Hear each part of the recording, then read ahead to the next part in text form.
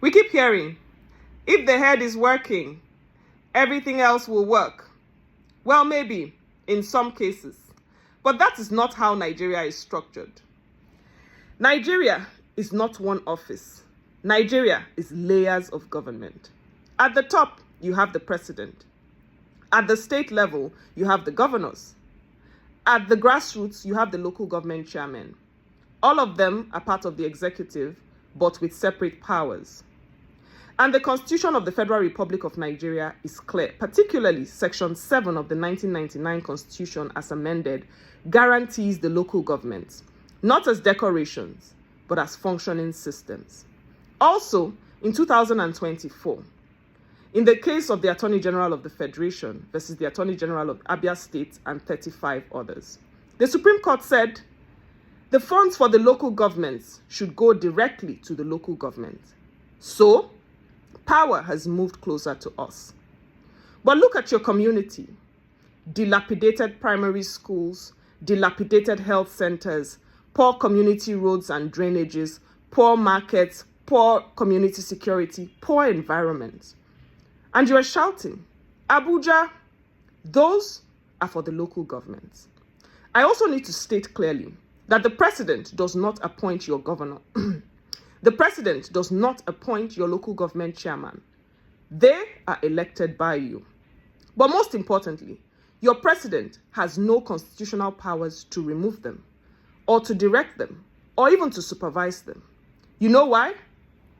Because Nigeria operates a federal system of government, meaning power is not controlled by one man.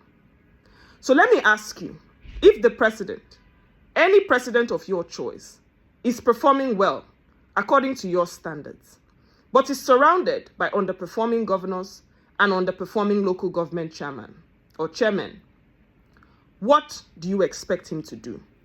Because he cannot remove, direct, or supervise those you elected.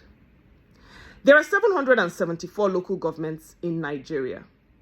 Let's just imagine if every local government chairman did what he or she is supposed to do. Every environment is working, good health centers, good primary schools, functioning markets, good community roads and drainages, good community security, and the like. Do you know what this country would be like? But this does not excuse other levels of government that are underperforming. We will get there. But we cannot keep ignoring the foundation and expect the nation to rise. In law, we say you cannot put something on nothing and expect it to stand. The building engineers in the house will also bear witness to the significance of the foundation to a building or structure. So if your local government is failing, who should you be asking questions? Now I know you will say, the system is corrupt, nothing will happen. Maybe that's true. And I would want to agree with you. But let me say this, that a broken system does not excuse a silent citizen. You don't know who your local government chairman is. You don't know how much your local government receives. You don't know what is being done. You don't know what is being budgeted and what is being planned. But somehow, you expect one man in Abuja to fix your street. That is not governance. That is distance.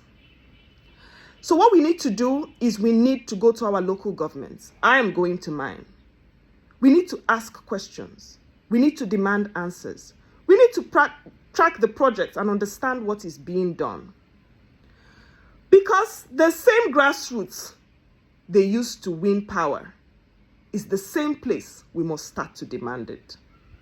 If we keep blaming the top, or if you keep blaming the top, while ignoring the 774 doors of power closest to you, you are not just ignoring or being distant from governance.